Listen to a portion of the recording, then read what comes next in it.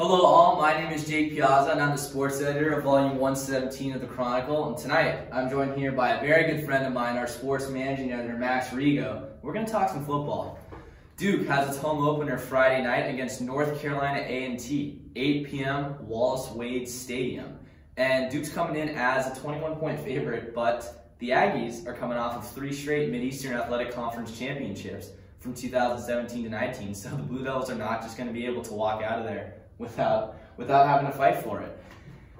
The Aggies unfortunately did not get to play football in 2020 due to COVID-19, but in that year off, they did make a big move over to the Big South Conference after a long tenure in the MEAC, and the Aggies were picked to finish 3rd in the preseason polls, so it kind of looks to me like new conference, but we can expect a lot of the same excellence from North Carolina A&T. Max, break them down for us. Yeah, so the Aggies are actually coming off a 29-18 loss on the road against Furman last week. They were down 23-3 in the 3rd quarter. Eventually made it a close game, made it a 1-score game late. So this is a team that's going to fight to the last whistle, and Duke's going to have to be prepared for a 4-quarter game on Friday night.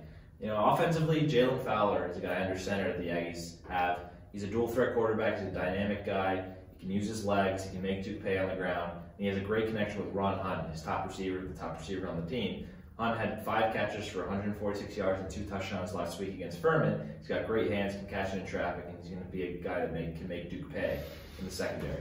So Jake, defensively for the Blue Devils, what are you looking for tomorrow night? Max, tackle, tackle, and tackle. Anyone who watched the game last week knows that was a huge issue from the first touchdown to the final whistle, and you mentioned Ron Hunt. If Duke wants to keep Ron Hunt out of the end zone, they're going to need to tackle.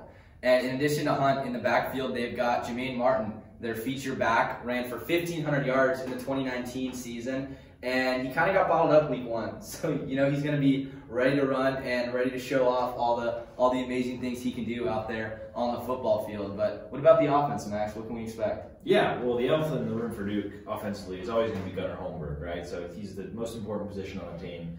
He's always going to have the spotlight on him. How will he perform? What will they ask him to do?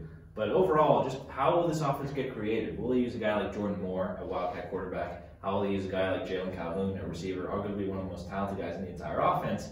And he was virtually non-existent for major portions of last week's game, which is really surprising for me.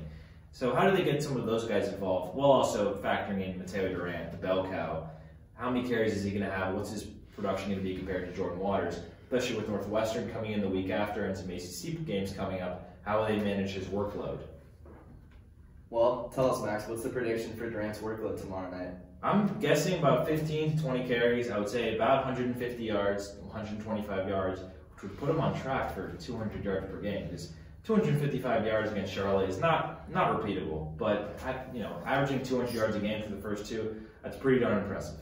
All right, let's hear the prediction for final score. Yeah, I actually think it's going to be a pretty high-scoring game. I don't trust either of these defenses quite yet early in the season. I'm going Duke 38, NC A&T 24. I think NC A&T keeps it interesting for a bit, but Duke relies on Durant and Waters to salt it away in the end. Holmberg just does just enough, connects on a couple deep shots here or there. Duke by 14. Jake? I like that. I'm going to go with you. I got Duke, but no cover for me either. Blue Devils take this one 31-20. You pretty much hit the nail on the head with a lot of the factors, and I will add in, I think the defense is going to play better. Nothing spectacular, but much better. Thanks to everybody for joining us tonight. We are going to be live from Wallace-Wade Stadium tomorrow, so tune in for live coverage all night long. We look forward to seeing you there.